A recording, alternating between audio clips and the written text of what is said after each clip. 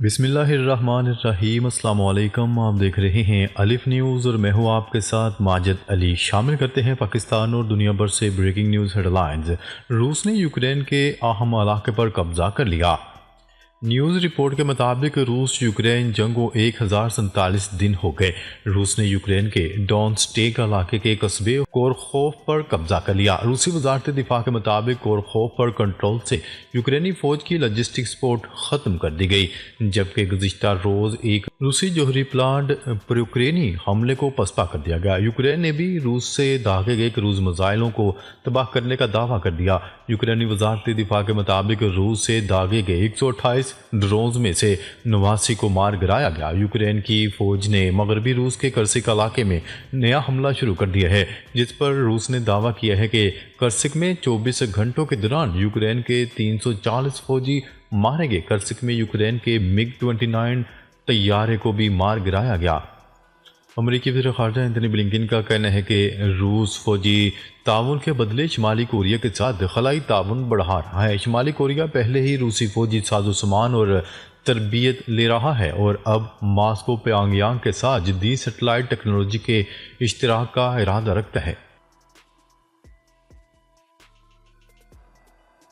خبر کے اگلے حصے میں بات کرتے ہیں فرانسیسی صدر کا ایران کے جوہری پروگرام پر متعلق بڑا بیان۔ ایمانوئل میکرون کا کہنا ہے کہ جوہری پروگرام میں تیزی پوائنٹ آف نو ریٹرن کے قریب ہے۔ فرانس 2025 کے جوہری معاہدے کا فریق ہے، جس میں دیکھا گیا کہ ایران نے اپنی معیشت کے خلاف بین الاقوامی پابندیاں ہٹانے کے بدلے اپنے جوہری پروگرام کو روکنا ہے، یا ایک ایسا معاہدہ جسے 2018 میں امریکہ نے ختم کر دیا تھا۔ معاہدے سے دستبرداری کے بعد امریکہ نے ایرانی معیشت پر دوبارہ پابندیاں لگا دیں اور مزید جرمانے عائد کر دیے۔ اس کے جواب میں ایران نے اعلیٰ سطح پر یورینیم کی افزودگی شروع کر دی۔ جوہری ہتھیاروں کے لیے مواد حاصل کرنے کے لیے مہینوں سے ہفتوں تک کا وقت کم کر دیا گیا۔ ایران 13 جنوری کو فرانس، برطانیہ اور جرمنی کے ساتھ جوہری پروگرام پر مذاکرات کرے گا۔ یورپی طاقتوں کے ساتھ مذاکرات کا اگلا دور نو منتخب امریکی صدر ڈونلڈ ٹرمپ کی حلف برداری سے پہلے ہو رہا ہے۔ ایرانی میڈیا کا کہنا ہے کہ ایران اور یورپی طاقتوں میں جوہری پروگرام پر مذاکرات جنیوا میں ہوں گے۔ ایران نے نومبر میں جوہری پروگرام پر 3 یورپی طاقتوں کے ساتھ بات چیت کی تھی۔ یہ بات چیت امریکہ میں صدارتی انتخابات کے بعد پہلی بار اور تہران کے یورپ کی حمایت یافتہ قرارداد سے ناراض ہونے کے بعد ہوئی تھی، جس میں ایران پر اقوام متحدہ کے جوہری نگران ادارے کے ساتھ ناقص تعاون کا الزام لگایا گیا تھا۔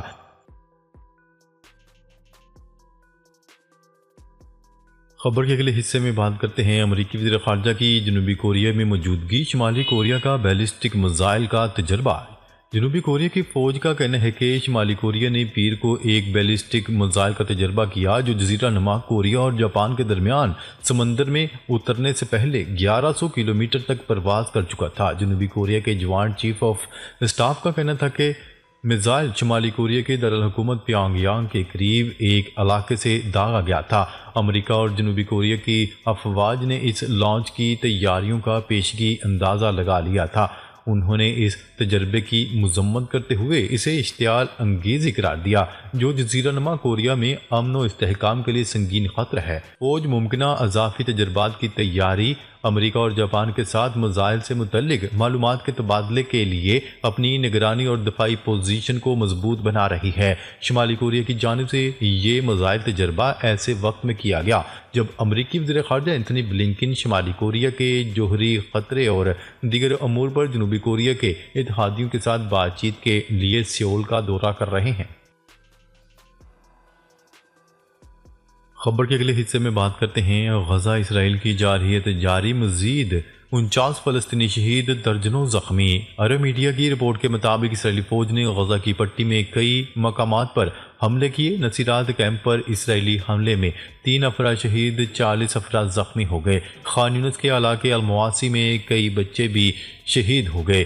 غزہ اسرائیلی حملوں میں شہید فلسطینیوں کی تعداد 45,854 ہو گئی۔ اقوام متحدہ کے انسانی حقوق کے دفتر کا کہنا ہے کہ اسرائیلی فوج شمالی غزہ کی پٹی کے باقی حصوں سے مکمل طور پر الگ کر رہی ہے۔ خبر کے اگلے حصے میں بات کرتے ہیں، بہت سے کینیڈین امریکی ریاست بنانا چاہتے ہیں، امریکی صدر ڈونلڈ ٹرمپ کا دعویٰ۔ نو منتخب امریکی صدر ڈونلڈ ٹرمپ نے کینیڈا کو امریکی ریاست بنانے کا ارادہ دہرا دیا۔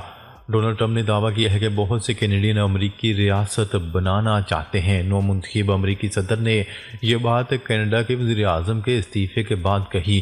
یاد رہے کہ گزشتہ روز کینیڈا کے وزیر اعظم جسٹن ٹروڈو نے اپنے عہدے سے استعفیٰ دینے کا اعلان کیا ہے۔ جسٹن ٹروڈو پارٹی کے نئے سربراہ کے انتخاب تک کام کرتے رہیں گے۔ پارلیمنٹ 24 مارچ تک معطل رہیں گی۔ ان کا کہنا تھا کہ انہوں نے مستعفی ہونے کا فیصلہ اہل خانہ سے مشاورت کے بعد کیا۔ کینیڈین شہری اگلے الیکشن میں حقیقی انتخابات کے مستحق ہیں۔ اندرونی لڑائیوں کی وجہ سے وہ اگلے الیکشن میں لبرلز کے لیڈر نہیں بن سکتے۔ خبر کے اگلے حصے میں بات کرتے ہیں، چین کے زیر اہتمام تبت میں زلزلے نے تباہی مچا دی۔ اب تک 100 کے قریب اموات اور درجنوں کے زخمی ہونے کی اطلاعات ہیں۔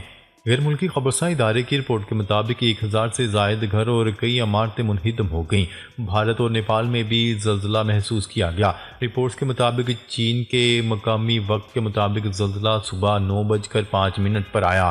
تبت، نیپال، بھارت کے شمال اور شمال مشرقی علاقے میں بھی زلزلے کے شدید جھٹکے محسوس کیے گئے۔ چین کے زلزلہ نیٹ ورک سینٹر کا اس حوالے سے کہنا تھا کہ شدت 6.8 ریکارڈ کی گئی، جس کی گہرائی 10 کلومیٹر بتائی جا رہی ہے۔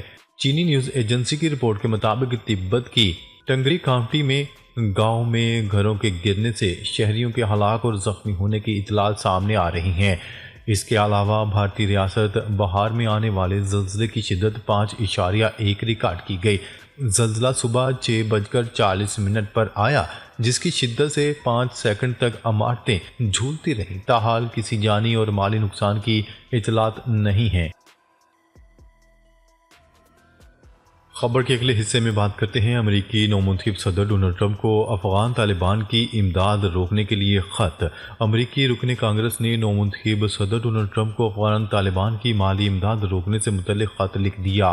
غیر ملکی خبرساں ایجنسی کی رپورٹ کے مطابق امریکی رکن کانگریس نے افغان طالبان کی مالی امداد سے متعلق خطرے کی گھنٹی بجا دی۔ ٹم برشٹ نے ڈونلڈ ٹرمپ کو افغان طالبان کی مالی امداد روکنے کے حوالے سے خط لکھ دیا۔ خط میں افغان مرکزی بینک کو بھیجی جانے والی رقم کی ترسیل سے متعلق خدشات کا اظہار کیا گیا۔ امریکی رکن کانگریس نے خط میں مطالبہ کیا کہ ڈونلڈ ٹرمپ طالبان کے لیے امریکی غیر ملکی امداد کو روک دیں۔ ٹم برشیٹ نے ٹیکس دہندگان کے ڈالروں کے استعمال پر بھی تحفظات کا اظہار کرتے ہوئے کہا کہ ٹیکس کا پیسہ دہشت گردوں کی مالی معاونت میں استعمال سے روکا جائے۔ جو بائیڈن انتظامیہ کے تحت امریکی غیر ملکی امداد بلا واسطہ طور پر طالبان کی مالی معاونت کر رہی تھی۔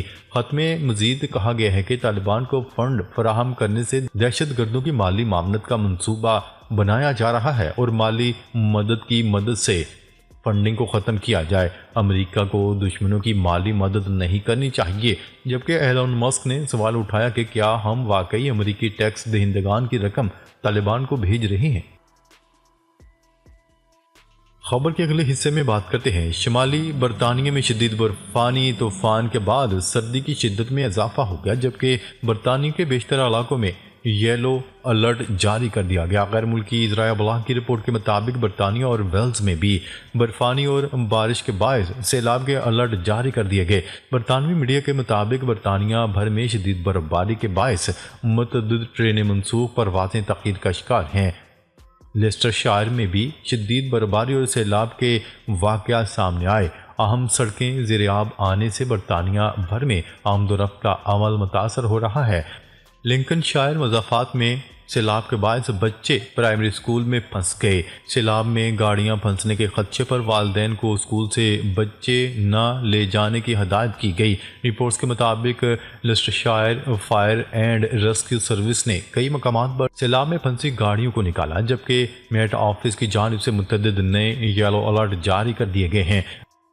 ناظرین، اب تک کے لیے اتنا ہی۔ مزید خبریں لے کر بہت جلد آپ کی خدمت میں حاضر ہوں گے۔ تب تک کے لیے اپنا خیال رکھیے گا۔ اللہ نگہبان۔